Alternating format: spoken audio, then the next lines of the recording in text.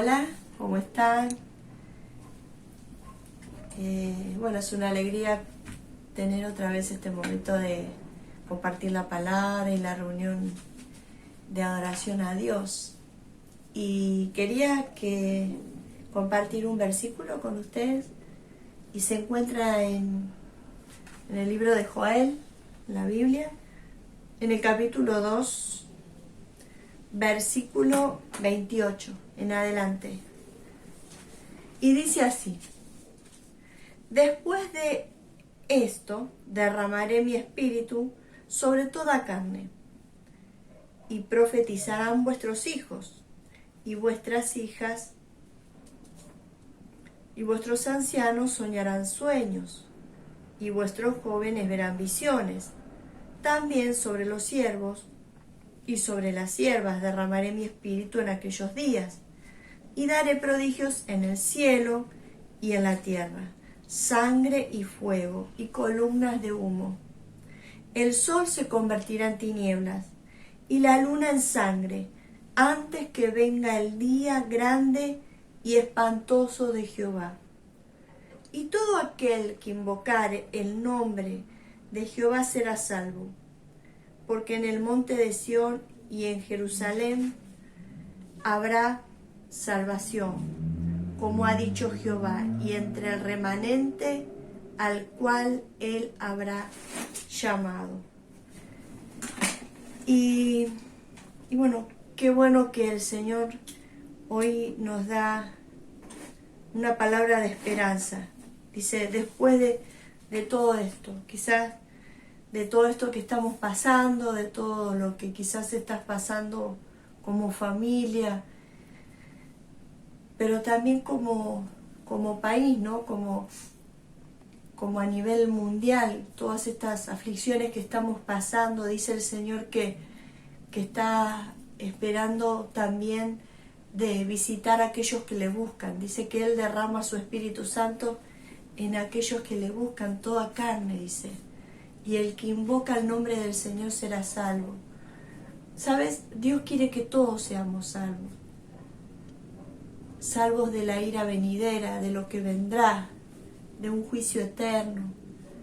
Dios quiere que seas salvo y vengas al conocimiento de la verdad de Cristo. Y sabes, la verdad de Cristo se conoce solamente por medio de su palabra, que es la Biblia. Y hoy es el día de salvación. Si es que todavía no lo conoces a Cristo, si todavía no conoces su paz.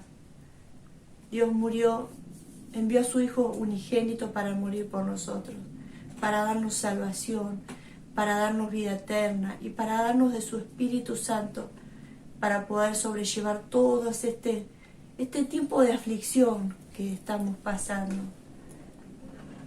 Porque sin Dios es imposible vivir una vida de paz, sin aflicción, sin preocupación. Dios es el único que nos sostiene y nos ayuda a seguir adelante.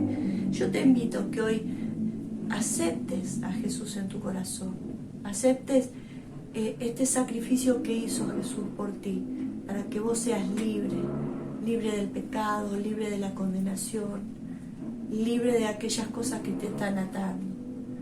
Así que ahí como estás, si querés, podemos hacer una oración y vamos a encomendar a Dios también el resto de la reunión. Señor, te damos gracias por esta bendición de estar aquí, Padre, en esta reunión, alabándote y glorificando tu nombre. Señor, queremos entregarte a ti, Padre, estos momentos de adoración, de exaltación, porque solo tú eres digno, Padre. Tú diste tu vida por nosotros, nos diste salvación. Padre, tu Espíritu Santo es el que nos llena y nos capacita para seguir adelante. Te pido en el nombre de Jesús que, Señor, así como prometiste en tu palabra, que tú llenes las vidas, Señor, con tu Santo Espíritu. Los jóvenes, Señor, que vean visiones, que los ancianos, Señor, se cumpla tu palabra, vean sueños, pero por sobre todo, Padre, que tu Espíritu Santo, Señor, se manifieste en este tiempo, Padre. Que sea, Señor, el tiempo, Padre, quizás, Señor, del último remanente que va a ser salvo, Padre. Te pedimos en el nombre de Jesús que tu Espíritu Santo, Señor, sea manifiesto una vez más, Padre, en este día, Señor, y aún en los días venideros. Gracias te damos, Padre, en el nombre de Jesús. Amén.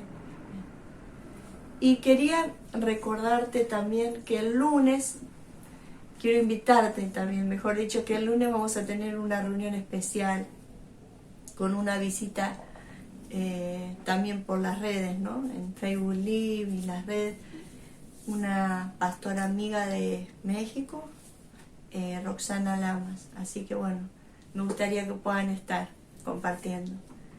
Así que sigamos en la presencia de Dios y en la reunión. Gracias.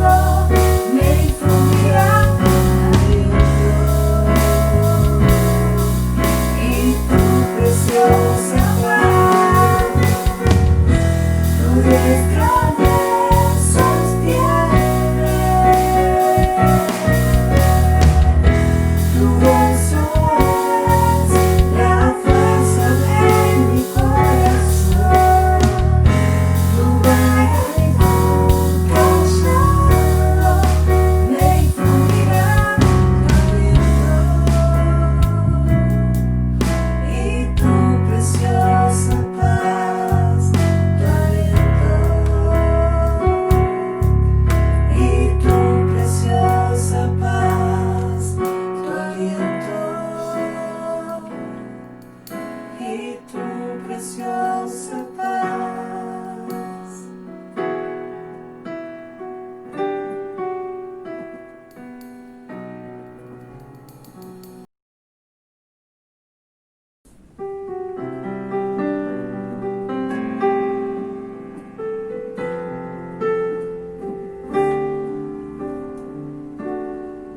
Solamente una palabra, solamente una oración. Cuando llegue a tu presencia, oh Señor, no me importa en qué lugar de la mesa me hagas sentar, o el color de mi corona, si la lleva a ganar.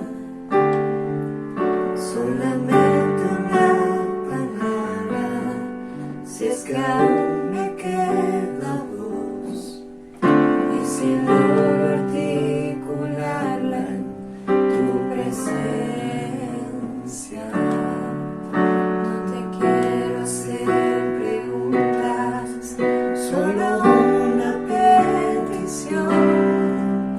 Y si puede ser a solas, mucho mejor.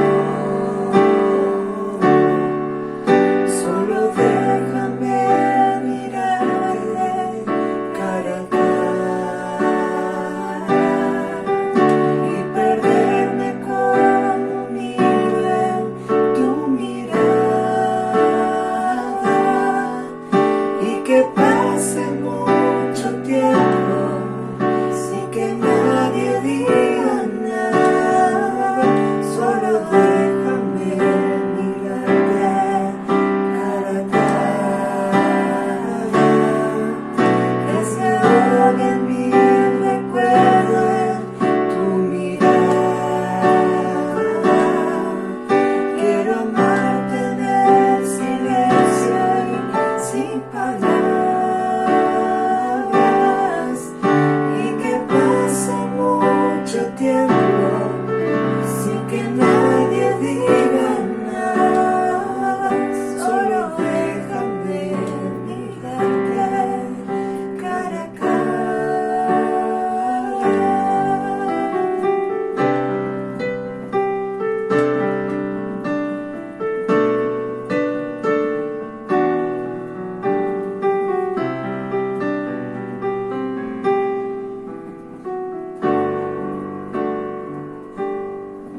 Solamente una palabra, solamente una oración.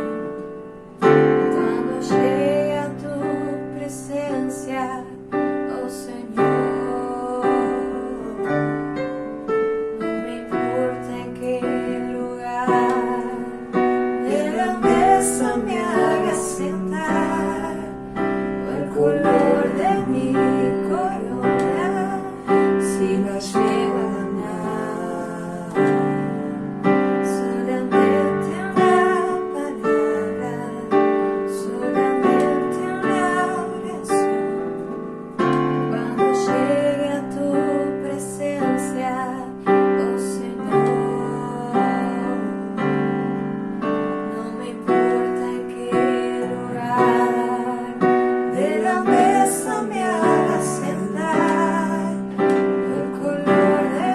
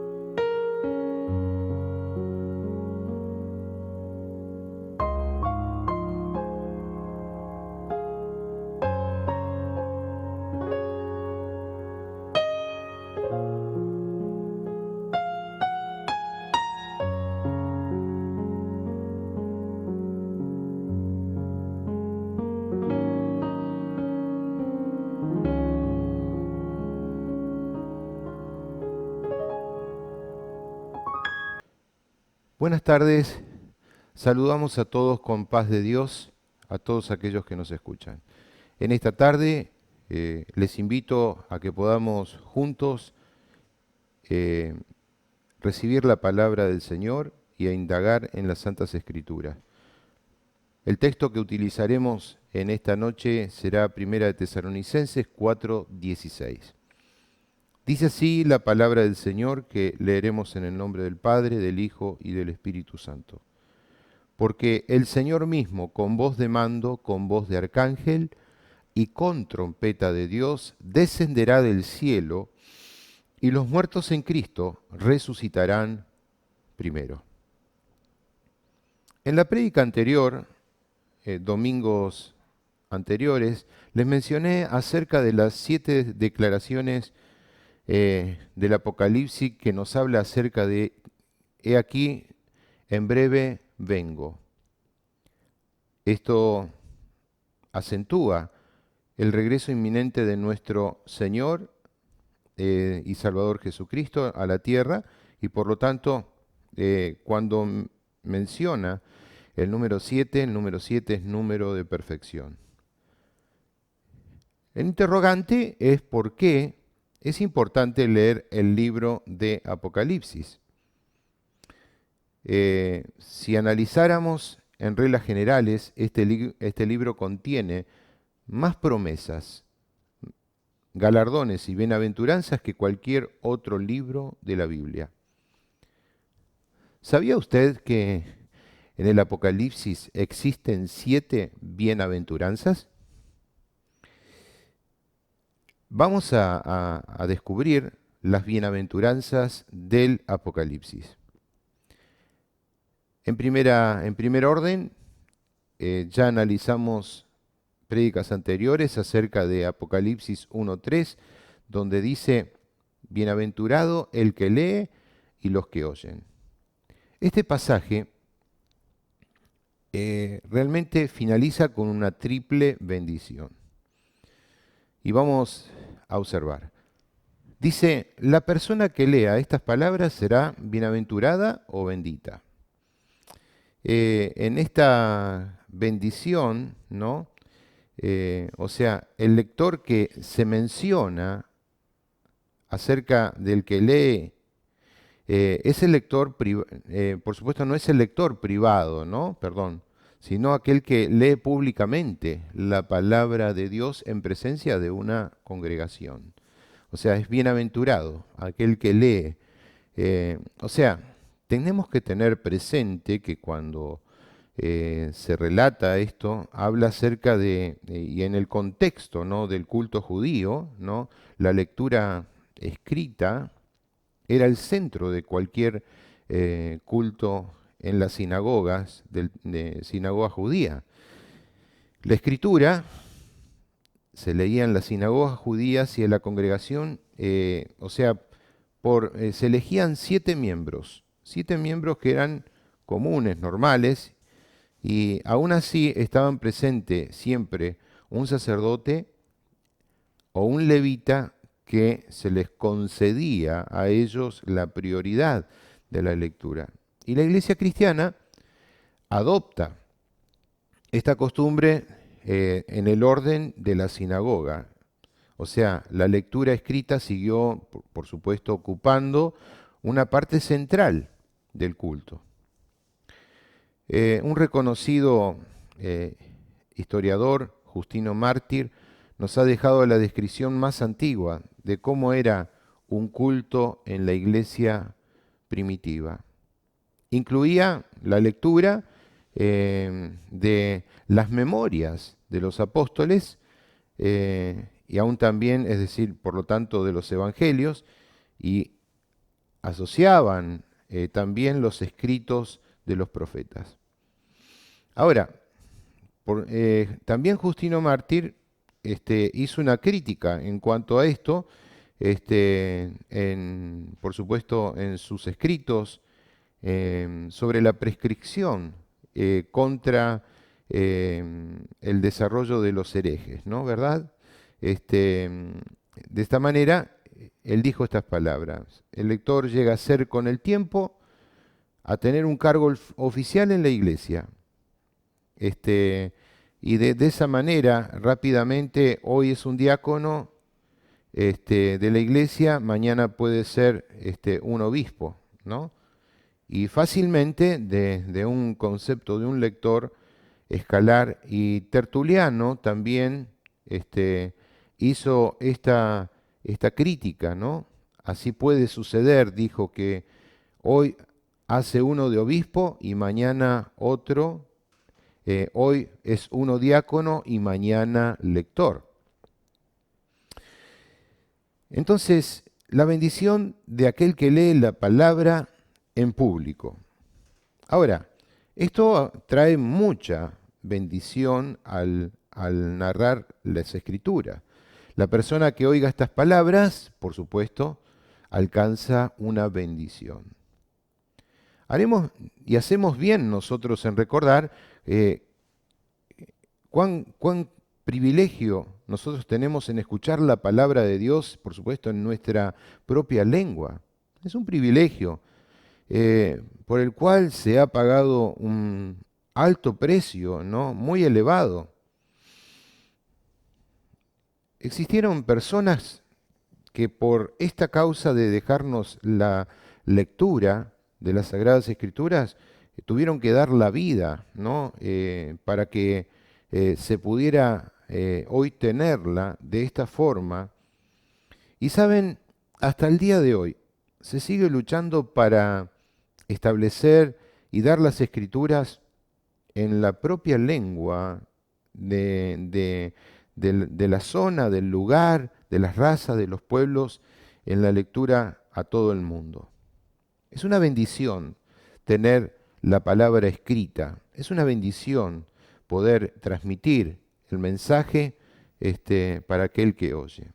Dijimos que la persona que escucha es bendecida, pero aún también hay la tercera bendición, es el guardar. El que guarda las palabras de este libro en su corazón será bendecido. Oír la palabra del Señor es un privilegio, pero obedecerla es nuestro deber, ¿no? ¿Saben? No es un cristiano verdadero el que oye la palabra y la olvida, o también descuida deliberadamente, siendo oidor olvidadizo, ¿no? Entonces, el privilegio de tener la palabra, pero aún también es un privilegio y un deber, obedecer la palabra de Dios para que vivamos coherentemente a los dichos de nuestro Señor Jesucristo. Me refiero directamente al Evangelio según San Mateo en el capítulo 7, en el versículo 26, donde en palabras de Jesús dijo: pero cualquiera que me oye estas palabras y no las hace, le compararé a un hombre insensato que edificó su casa sobre la arena. Como diríamos nosotros, más clarito que el agua. La segunda bienaventuranza, de la cual en una forma resumida voy a tratar de explicar, se encuentra allí en Apocalipsis capítulo 14, versículo 13. Dice: bienaventurados los muertos en el Señor. Por supuesto, usted tendrá en pantalla todo el texto completo, y yo quiero puntualizar acerca de esta bienaventuranza. ¿Cómo es esto? Bueno, vamos a la explicación. Apocalipsis, un versículo anterior, del 13, el 14, 12, dice así: aquí está la paciencia de los santos, los que guardan los mandamientos de Dios y la fe en Jesús. Oí una voz que desde el cielo me decía: escribe, bienaventurados de aquí en adelante los muertos que mueren en el Señor. Sí, dice el Espíritu, descansarán de sus trabajos, porque sus obras con ellos siguen. Para una amplia comprensión, nosotros no debemos descontextualizar el pasaje bíblico sacándolo del contexto. Es importante que nosotros anexemos el versículo 12, que habla acerca de la paciencia de los santos. Efectivamente, será necesario tener una paciencia de un concepto sobrenatural para poder soportar y aún también permanecer en la verdad. Por supuesto, esta paciencia que un día será recompensada. Colocaré dos posiciones delante de usted. ¿Qué prefiere usted? Si tuviera la oportunidad de elegir, ¿no? Usted dirá, pastor, esas preguntas sin sentido. ¿Cómo que tenga que elegir? Vayamos a estos dos conceptos. Si usted tiene posibilidad de elegir un pequeño sufrimiento ahora y luego obtener paz y ser bienaventurado en Dios, o bienaventuranzas ahora, paz ahora, bienestar ahora y sufrimiento después. ¿Qué prefiere usted? Lo dejo a su consideración y espero que usted sepa elegir bien. Es mejor, por supuesto, una breve y aunque duro sufrimiento y luego obtener paz y bienaventuranza que lo contrario.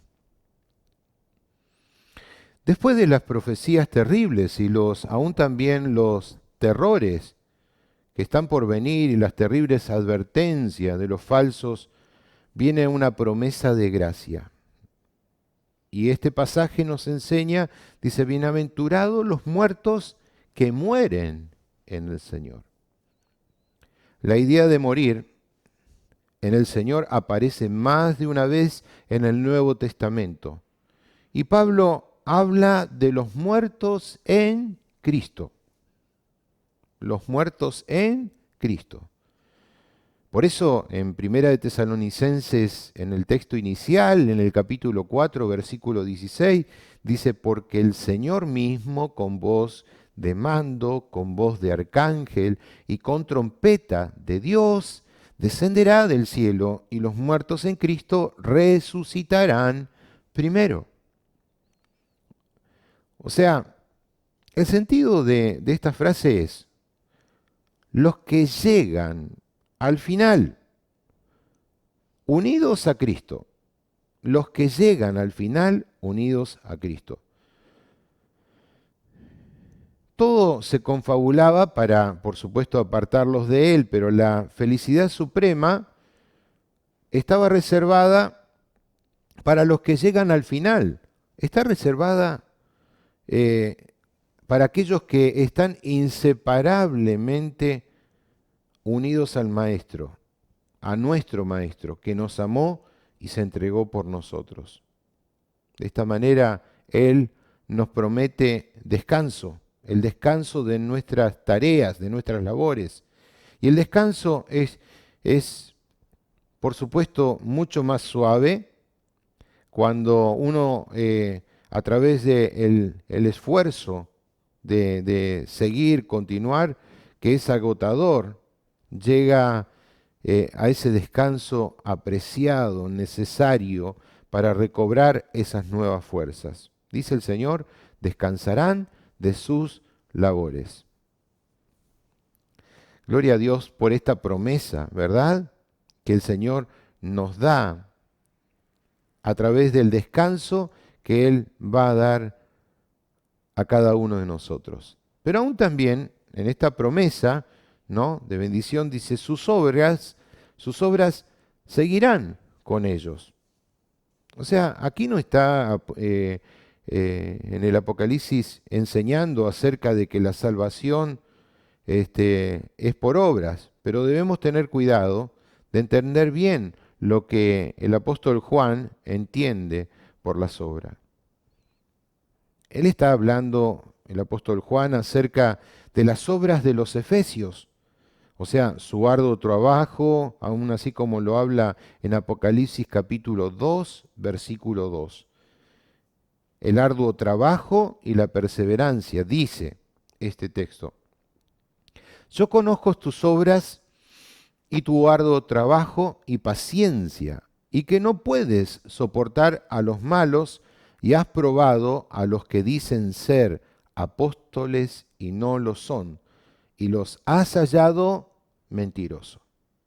O sea, las obras de la iglesia de los Efesios, ¿no? Y aún también habla de las obras de los de Tiatira. Allí en Apocalipsis 2:19 dice, yo conozco tus obras y amor y fe y servicio y tu paciencia, y que tus obras postreras son más que las primeras. Les estaba marcando el arduo trabajo, la perseverancia, aún también su amor y su servicio y por sobre todo su fe, ¿no? De esto habla el apóstol Juan. O sea, distingamos acerca de que no es un evangelio de obras, más bien llevar a cabo el conocimiento de Dios de lo que se han propuesto y determinado hacer. O sea, se entiende por obras el carácter, el carácter. Lo que está diciendo en efecto, cuando dejen esta tierra, todo lo que ustedes puedan llevarse es a ustedes mismos. Si llegan al final de esta vida unidos a Cristo, se llevarán ustedes, nos llevaremos nosotros, ese carácter que es probado y aprobado como el oro. O sea, y que tenga el reflejo de Cristo. Y si se llevan al mundo del más allá el carácter de esta forma, de este criterio, con el carácter de Cristo, ustedes son bienaventurados. ¿Saben? Una mente natural es imposible que piense de esta manera, ¿no? Una mente sin Cristo es imposible que pueda ser guiado de esta manera. ¿Por qué? Porque, o sea, en el versículo 13 se refiere estrictamente a los santos de la tribulación. Y es cierto que nosotros podemos aplicarlo a los creyentes de nuestros días, ¿no? ¿Cómo mira el mundo? El mundo, por supuesto, cuando mira la muerte, lo ve como una maldición. Y vaya que hasta algunos creyentes también miran la muerte como una maldición, ¿no?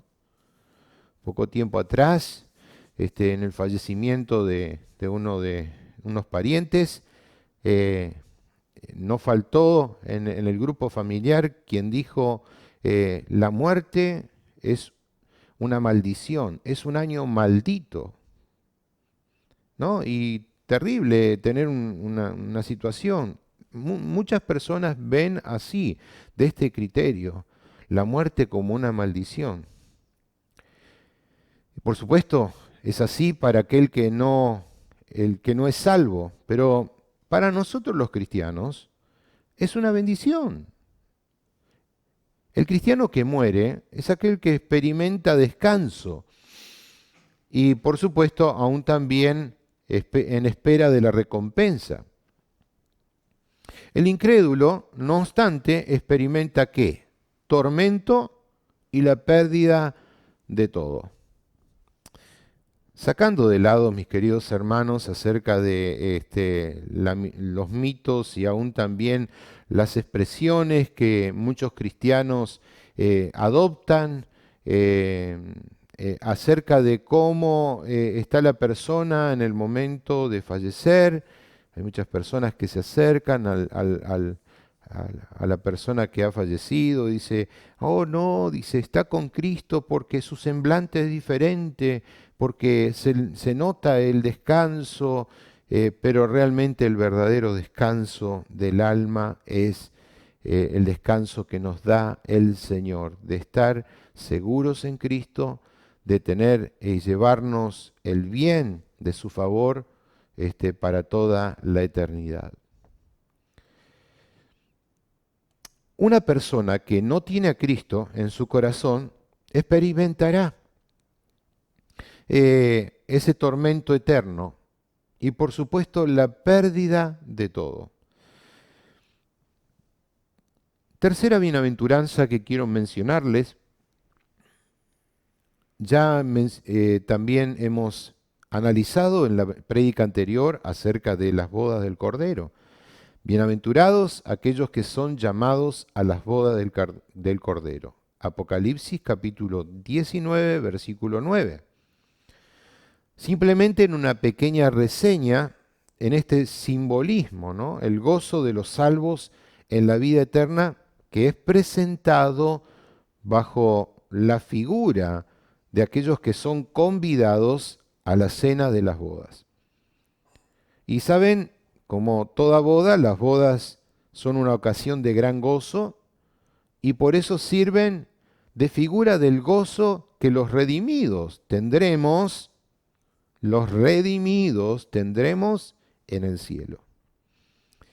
Es cosa de bienaventuranza ser llamados a la vida eterna. No es poca cosa.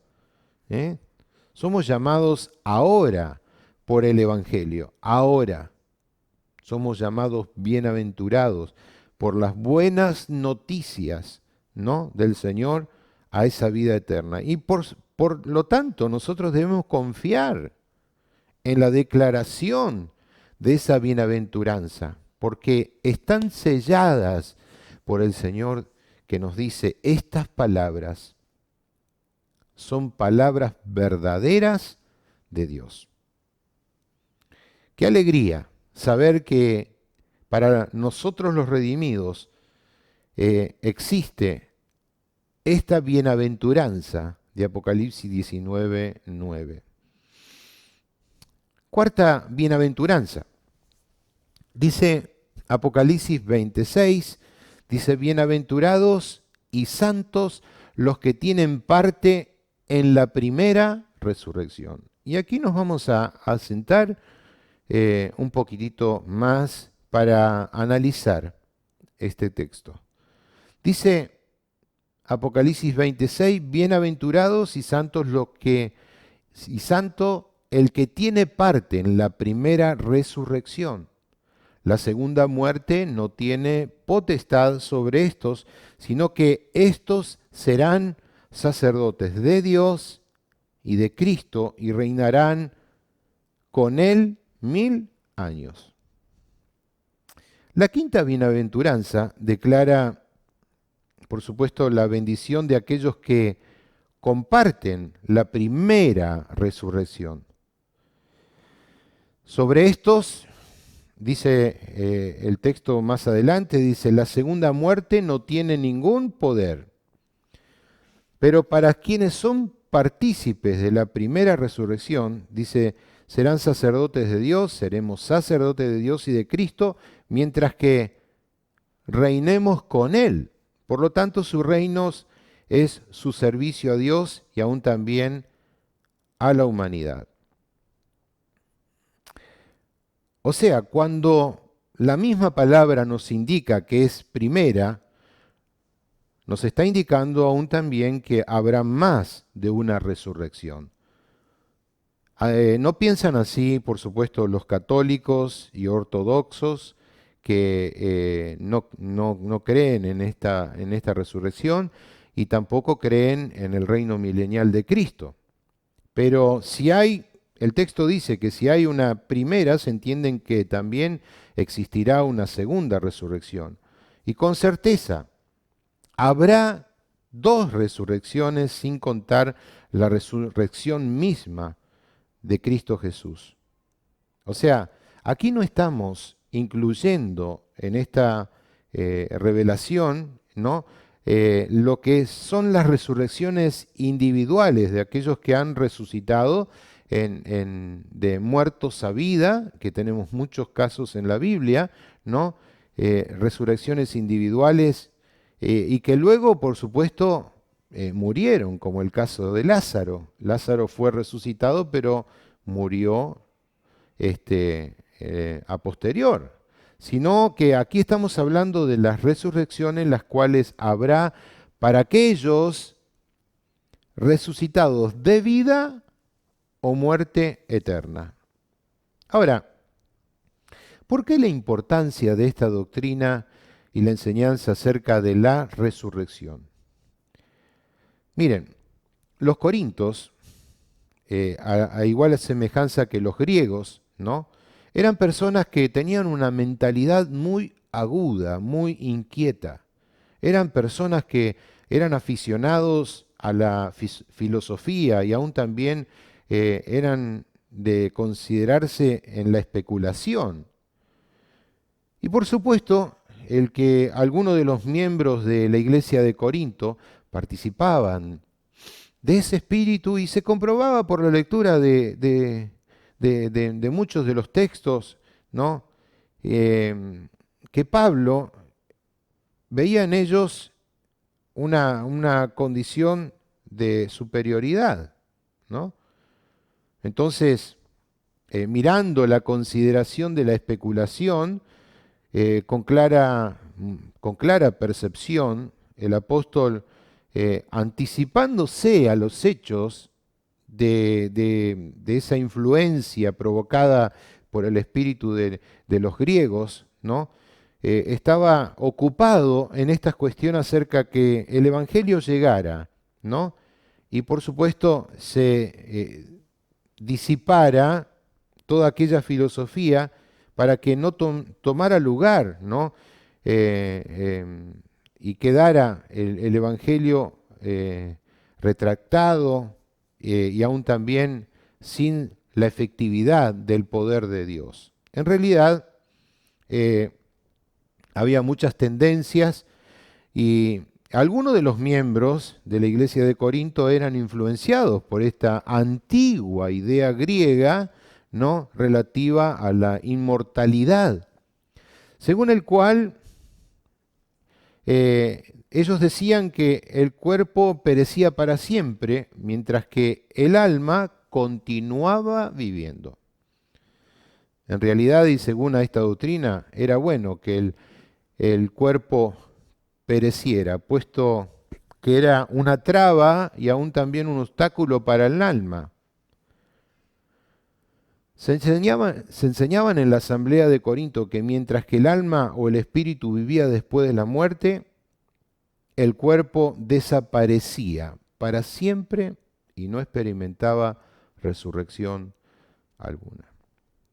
Aún también ellos enseñaban que asimismo que la única resurrección era la espiritual del alma y de su muerte en transgresiones y pecados. El apóstol, por supuesto, lanza un reto a dicha doctrina y coloca en tela de juicio, ¿no?, la veracidad de ella. Por lo tanto, en 1 Corintios 15, 12, y si Cristo es predicado que resucitó de los muertos, ¿cómo dice ustedes o algunos entre vosotros que no hay resurrección de los muertos?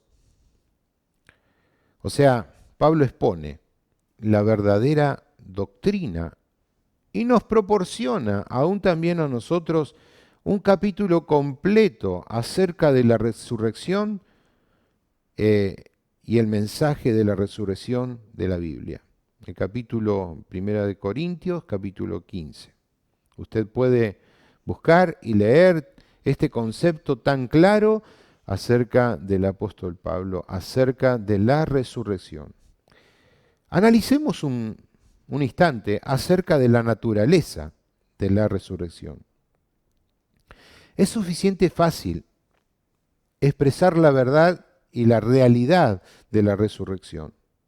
Pero cuando nosotros intentamos explicar cómo se produce, es allí donde nosotros nos encontramos con dificultades, puesto que estamos nosotros tratando con leyes que son misteriosas y sobrenaturales, o sea, fuera de la comprensión de todo el concepto de nuestra mente. Pero sin embargo sabemos que la resurrección del cuerpo tiene sus características, ¿no? Primero, características acerca de la resurrección. Relación. Tiene cierta relación con el antiguo cuerpo, lo cual el apóstol Pablo ilustra, ¿no?, mediante el grano de trigo. Dice 1 Corintios 15, 36 y 37, en resumidas palabras, no lo busque, yo se lo voy a relatar, dice, este grano es arrojado al suelo, muere, y el hecho de que luego se desintegra para fertilizar el germen vivo que está dentro de él, de manera que eso se convierte en una nueva y hermosa planta que florece. ¿Qué nos indica este pasaje? Que solamente mediante la desintegración de las partículas materiales de la semilla comienza la operación del germen de vida. Y saben, interesante que ningún microscopio puede descubrir esta acción de cómo se gesta la vida a través de la desintegración. Ahora, llevemos esta práctica al cuerpo humano. Y la pregunta que es necesario hacerse es, ¿qué es lo que vivifica al cuerpo humano haciendo capaz de convertirse en el glorioso cuerpo de la resurrección? ¿Quién es aquel que da vida? ¿No? Es el Espíritu Santo. Es el Espíritu Santo. Primera de Corintios capítulo 6, versículo 19, dice, ¿o acaso ustedes ignoran que vuestro cuerpo es templo del Espíritu Santo, el cual está en vosotros? Dice, el cual ustedes tienen de Dios y que no sois vuestro. Hablando acerca de la resurrección, el apóstol Pablo expresa las palabras que se encuentran, dice en 2 de Corintios, aún también 5:5, más el que nos hizo para esto mismo es Dios, quien nos ha dado las arras del Espíritu. ¿Puede usted dar gloria a Dios por esta gloriosa revelación entregada acerca del apóstol Pablo, acerca de nuestra esencia, ¿no? Este primer concepto entonces es la relación, que aquel que da vida es el Espíritu Santo. El segundo punto es la realidad de la resurrección. Hay ciertas personas que, ¿saben?, no tienen deseo absoluto de ir al cielo, porque tienen una idea formada de que esta vida será insustancial, o sea, vaga, sin sustancia. Y en este pensamiento, ¿no?, continuamente no tienen el concepto de qué sucederá en el más allá. ¿A usted alguna vez le ha surgido el pensamiento de lo que habrá en el más allá? ¿Existirá una vida venidera? Miren, la vida venidera será y es tan real como la presente, y aún más. O sea, los cuerpos glorificados serán reales y tangibles. Y saben, nos vamos a conocer los unos a los otros. Conversaremos unos con otros y realizaremos libremente actividades que son celestiales. El Señor Jesús, en su cuerpo glorificado, fue una realidad indiscutible para todos sus discípulos, aunque glorificado era el mismo Jesús. Tercer punto, acerca de el concepto de la resurrección, o sea, un concepto de incorruptibilidad. cuando hablamos de resurrección, hablamos de incorrupción y aún también de poder.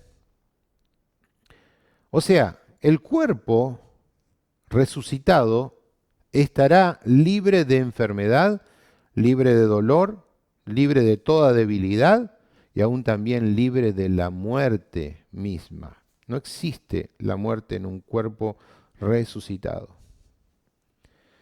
Cuarto punto que quiero mencionarles acerca de la realidad de la resurrección. La gloria. Nuestro viejo cuerpo es perecedero, sujeto a corrupción, a cansancio. Estamos de acuerdo aquí, ¿verdad? Puesto que se trata de el cuerpo natural. Tiene su desgaste y el cuerpo, nuestro cuerpo, tiene un concepto de imperfección, porque vivimos en un mundo aún también imperfecto. Pero el cuerpo de resurrección estará preparado para esa vida gloriosa, inmortal en los cielos. Miren, se habla acerca de Pedro el Grande de Rusia. Él se fue a preparar como mecánico en Holanda. Su idea era aprender el arte de construir buques para crear una gran flota. Pedro el Grande vestía de un humilde traje de mecánico. Pero cuando él regresó a su palacio, volvió a vestir de esos vestidos esplendorosos y con mucho manto de realeza. ¿Qué nos da esta enseñanza? El espíritu del hombre que originalmente recibió el soplo o el hálito divino, en este cuerpo vive una condición de pobreza, una existencia humilde en un cuerpo que es perecedero, ¿no? Aun cuando Dios desde sus orígenes lo vistió con vestiduras especiales y lo colocó en un lugar de privilegio, pero por haberse apartado de Dios, por haber pecado, se le ha quitado esa gloria, ser despojado de esa naturaleza que Dios le había determinado.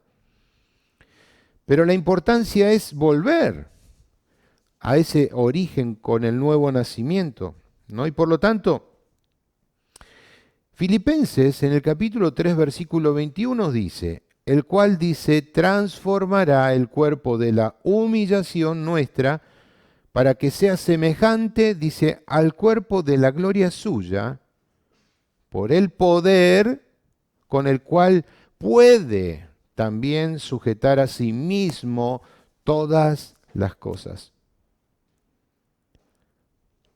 Pero en el cuerpo de resurrección el espíritu estará vestido de un cuerpo diferente, un cuerpo que es glorioso. En el cuerpo de la resurrección el Señor nos prepara para estar aptos para ver a Dios cara a cara. Es importante descubrir cómo nosotros nos presentaremos, porque en todo cristiano, en todo hijo de Dios, existe esta voluntad y esta apreciación de ver a Dios tal como Él es, cara a cara. Pero para esto debemos nosotros vestirnos de esa resurrección, vestidos en un cuerpo glorioso, ¿no? En el poder que Dios tiene para sujetar así todas las cosas, y en esto incluye el darnos una nueva vestimenta en el Señor. Ahora, el siguiente punto es la velocidad de este concepto, ¿no? No existe, atravesará el espacio con la velocidad de un relámpago, debido a la forma con que lo impulsa, porque estamos hablando de dimensiones sobrenaturales. ¿Y qué decir acerca de cómo la materia está sujeta también a lo sobrenatural de Dios. Recordamos, o sea, cómo Jesús se hizo presente aún en un cuerpo resucitado a sus discípulos. O sea, es decir, el poder, la fuerza para penetrar sustancias que son sólidas. Caminaremos por la tierra con cuerpos glorificados y no seremos detenidos por las cosas tan insignificantes como una pared o montaña. ¿Usted se imagina esto? Pasaremos a través de las paredes, como en el caso de Jesús, en un cuerpo glorificado. No hay materia que pueda detener, ¿no?, lo que es un cuerpo resucitado. El ejemplo lo tenemos de nuestro Señor, allí en el Evangelio según San Juan, en el capítulo 20, versículo 26. 8 días, dice, después estaban otra vez sus discípulos adentro y con ello Tomás. Llegó Jesús y estando las puertas cerradas, se puso en medio de ellos y les dijo, paz a vosotros. Se les presentó allí en un cuerpo glorificado. Saben, hay muchas cosas que como creyentes no sabemos y otras que se nos son reveladas y no podemos saber aún con respecto a la vida futura. Por eso el apóstol Juan en la primera epístola, allí en primera epístola de San Juan apóstol 3, del 1 al 2, dice estas palabras. Muy amados, ahora somos hijos de Dios y aún no se ha manifestado lo que hemos de ser, pero sabemos que cuando Él apareciere, seremos semejantes a Él, porque le veremos tal como Él es. Gloria a Dios. Gloria a Dios por esta palabra. Hecha esta aclaración o paréntesis, volvamos nosotros ahora a la bienaventuranza de la resurrección y como bien mencioné anteriormente, nos deja todo un capítulo, el capítulo 15, en el libro de Corintios, ¿no? Primera de Corintios 15, 20 dice, mas ahora Cristo ha resucitado de los muertos y es hecho primicia de los que durmieron. Por cuanto la muerte entró por un hombre, también por un hombre la resurrección de los muertos. Porque así como en Adán todos mueren, también en Cristo todos serán vivificados, pero cada uno en su debido orden. Cristo, las primicias, luego los que son de Cristo en su venida. Ahora, a través de esta enseñanza del apóstol Pablo, coloca un orden acerca de las resurrecciones. Establece que Cristo es la primicia de la resurrección de los muertos. El concepto aquí está en la primera gavilla de la cosecha en los campos de nuestro Señor, ¿no?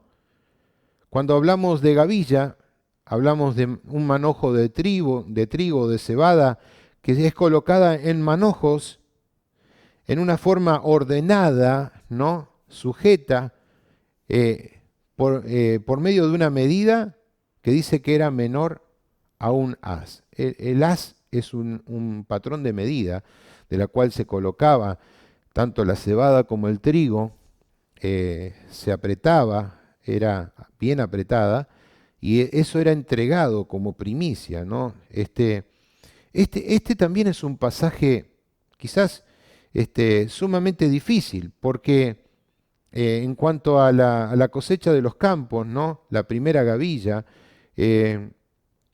trata de ideas a las que nosotros no estamos muy familiarizados o acostumbrados. Aquí nos habla acerca de que Cristo, como las primicias de los que duermen. Y Pablo estaba pensando en términos de una figura que cualquier judío reconocería. La fiesta de la Pascua tenía un significado importante. O sea, ellos conmemoraban la liberación de los israelitas de la esclavitud de Egipto, pero era también una gran fiesta, la fiesta de la cosecha, y coincidía con la recolección de la cebada, y la ley establecía que debían traer al sacerdote una gavilla por primicia de los primeros frutos de esa siega. El sacerdote la mecía delante del Señor, ¿no?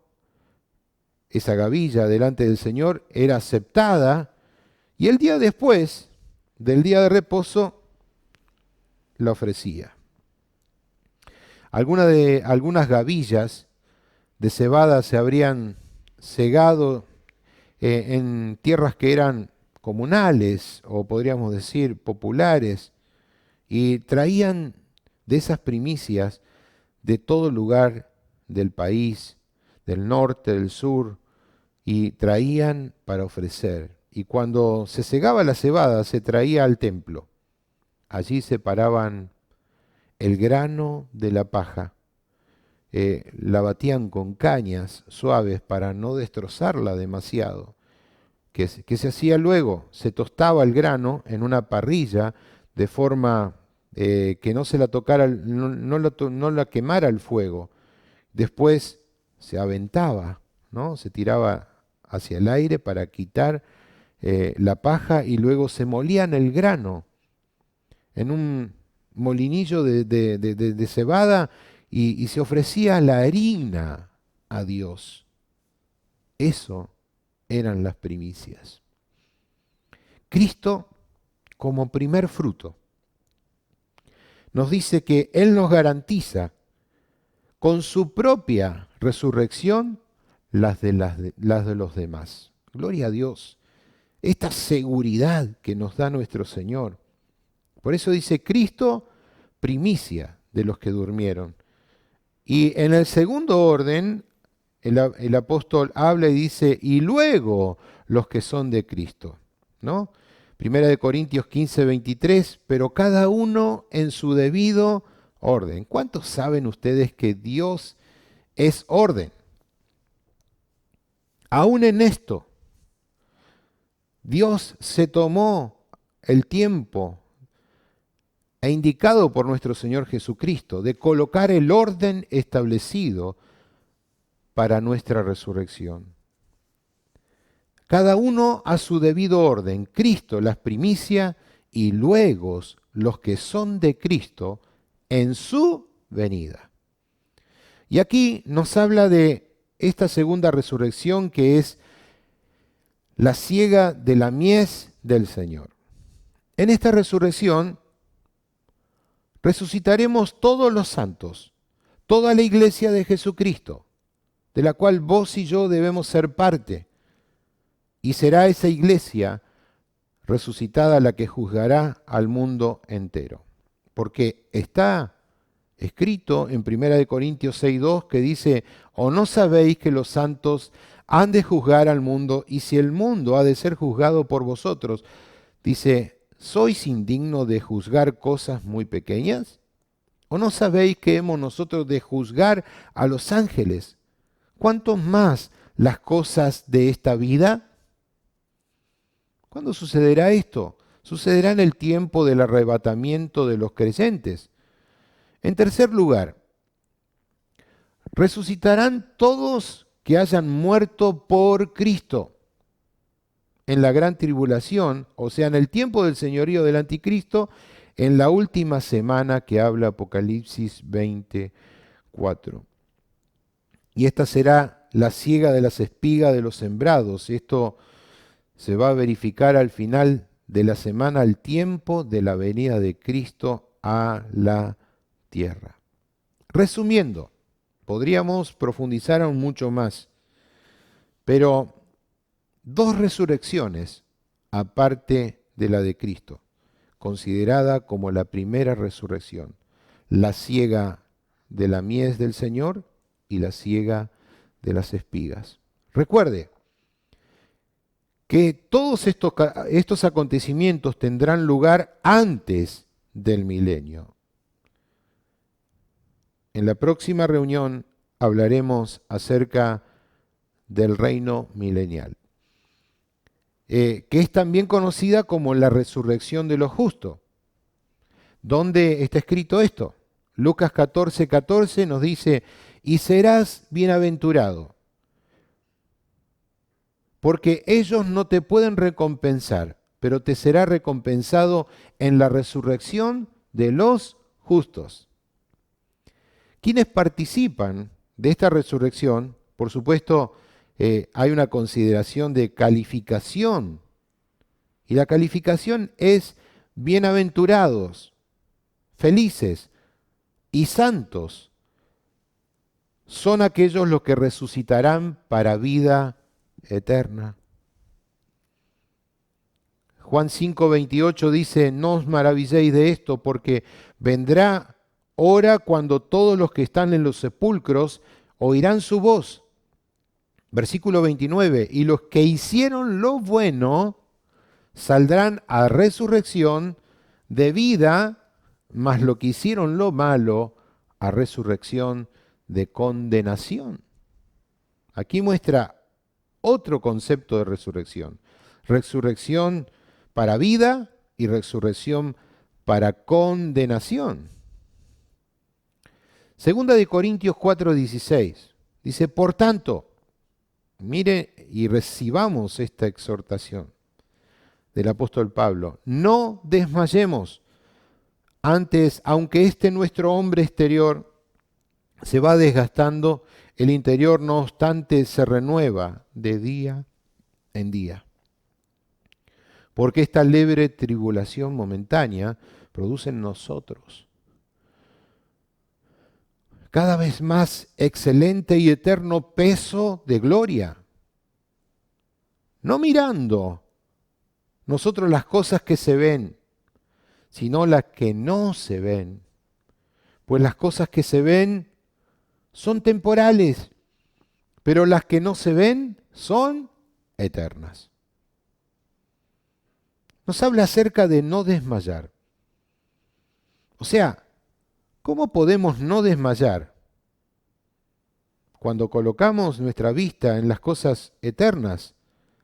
O sea, a causa de la fe en la futura resurrección y gracias a la actual experiencia del poder renovador de Dios por su Espíritu Santo, es que nosotros podemos continuar predicando, anunciando con coraje y con determinación. Las dificultades de Pablo, él decía, pueden ser llamadas leve tribulación, ¿no? Y hace una comparación. Dice, tengamos presente el futuro eterno, peso de gloria, ¿no? Del cual nos habla. Por lo tanto, dice, no desmayemos, miremos esa recompensa, esa vida eterna. O sea, cuando también nos enseñan este pasaje, dice, no mirando, no significa que nosotros ignoremos. No, no debemos ignorar, sino estar atentos constantemente y observando. Pablo reconoce que el ser exterior es lo que perece, pero por la fe ve más allá de lo eterno y del momento presente, del momento presente. Nosotros debemos contemplar las cosas temporales a la luz de las eternas, ¿no? De esta manera es que podemos nosotros proyectarnos con la mente de Cristo hacia las cosas futuras, a las cosas que el Señor tiene preparado para nosotros. Mis queridos, yo les propongo en esta tarde que usted y yo analicemos. El Señor dijo, yo voy a preparar habitaciones, moradas para ustedes en los cielos. Donde yo estoy, quiero que ustedes también estén. ¿Quién es aquel que antes de comprar un inmueble, un departamento, una casa, primeramente no indaga y ve su adquisición si está correctamente ordenada, si está hecho con elementos sólidos, si tiene fundamentos, si tiene buena calidad de construcción, si las habitaciones son confortables, si ese lugar es acogedor para recibir personas y que por larga data pueda estar en ese hogar viviendo. ¿Quiénes de ustedes no analizan este concepto para saber que ese hogar es un hogar seguro? A veces tenemos ese dicho famoso que acuñamos en nuestra vida común, que lo bueno es lo considerado caro. Y en parte tiene algo de razón, porque si lo transportamos al concepto del Evangelio, para que nuestra redención y nuestra vida eterna, hubo un alto precio que Cristo pagó para darnos ingreso a la eternidad. Cristo pagó con su vida misma y precio de sangre por tu redención y mi redención. Y el Señor dice, donde yo estoy, quiero que también ustedes estén. ¿Has contemplado, has mirado atentamente? ¿Estás firme sin desmayar en esta esperanza, la esperanza de la resurrección? ¿Cuál es tu experiencia en Dios a través de las cosas eternas? Dios ha dejado establecido a través de su palabra, desde el Génesis al Apocalipsis, promesas. Promesas que son para nosotros, que debemos tenerlas en esa dimensión en Cristo. Quiero que reflexione usted en esta tarde si usted ha dejado de ver a través de las Sagradas Escrituras y su pensamiento quizás está centrado en lo que usted puede ganar en la tierra. Usted está perdiendo su condición de mirar lo que el Señor preparó para usted. Si usted está centrado en las cosas terrenales y se preocupa en demasía por ganar dinero, ganar propiedades, ganar muchos bienes aquí en la tierra, pero usted pierde el horizonte de la vida eterna, vuélvase a Dios en esta tarde.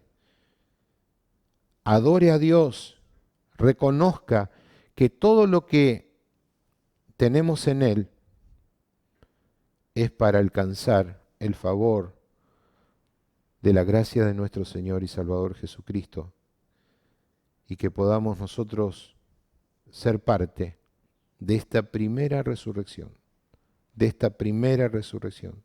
Apocalipsis 26 dice, bienaventurado el santo que tiene parte en la primera resurrección, porque la segunda muerte no tiene potestad sobre ellos, sino que serán sacerdotes de Dios y de Cristo, y reinaremos con Él por 1000 años.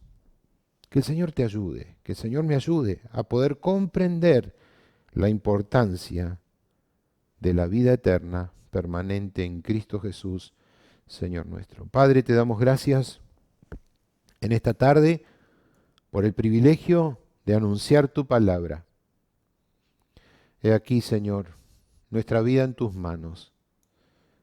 Que te adore, que te honre, que te exalte en la grandeza de tu poder y de tu majestad. Tú eres Dios de toda gracia, Dios de toda exaltación, Dios de gloria, Dios de poder.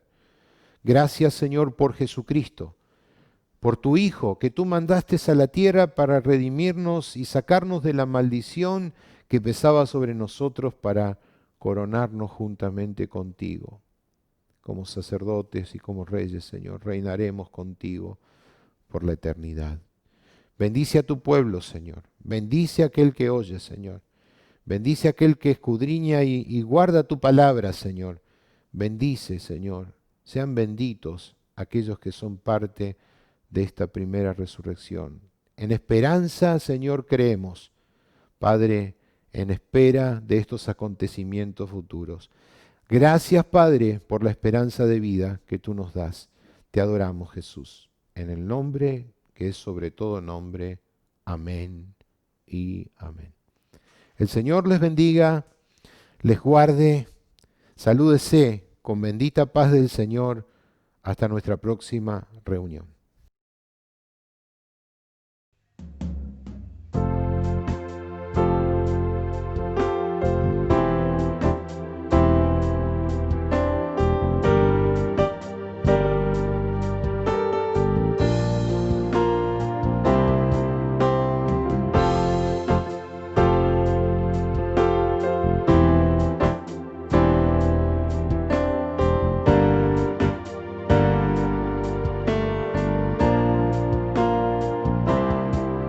Jesucristo, eres la vida, la esperanza de mi ser.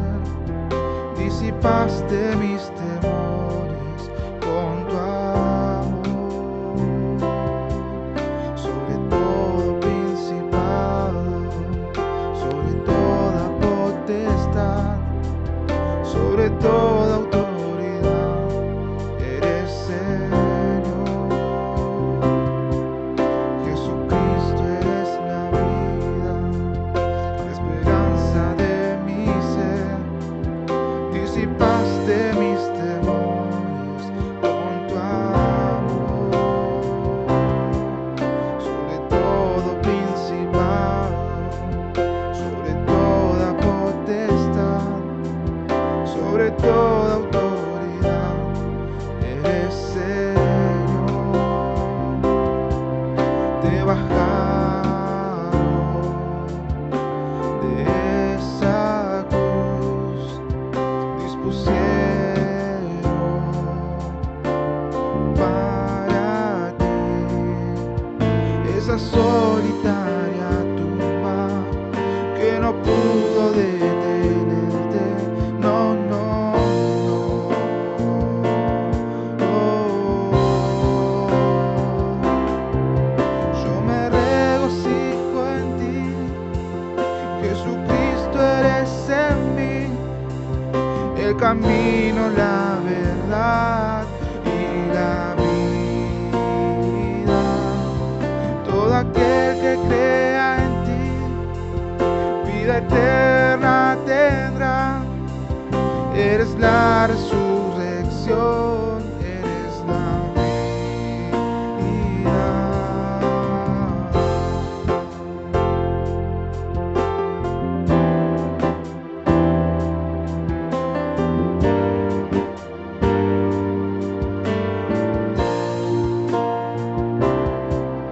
Jesucristo, eres la vida, la esperanza de mi ser.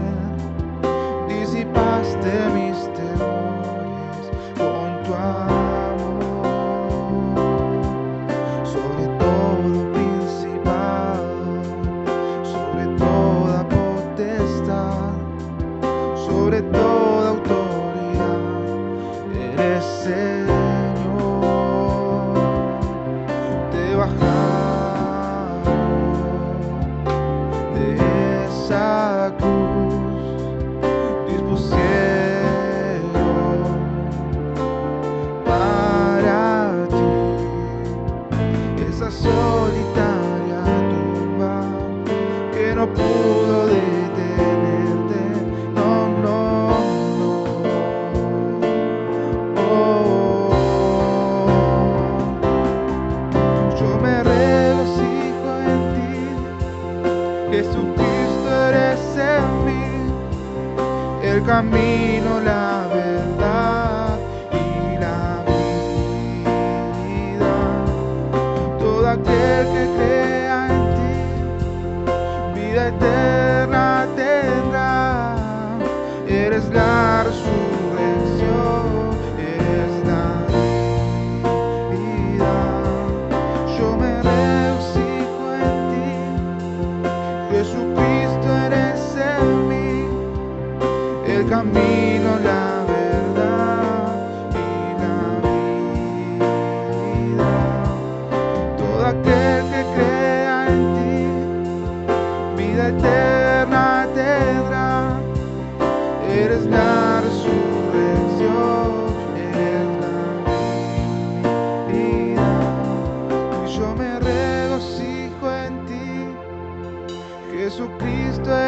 en mí el camino, la verdad y la vida. Todo aquel que crea en ti, vida eterna tendrá. Eres la resurrección, eres la vida. Yo me regocijo en ti, Jesucristo eres en mí el camino, la verdad y la vida. Todo aquel que crea en ti, vida eterna tendrá. Eres la resurrección, eres la vida.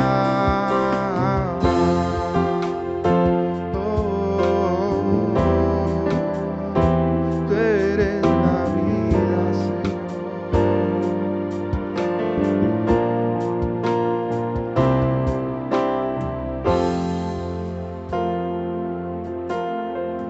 Gracias te damos, Señor.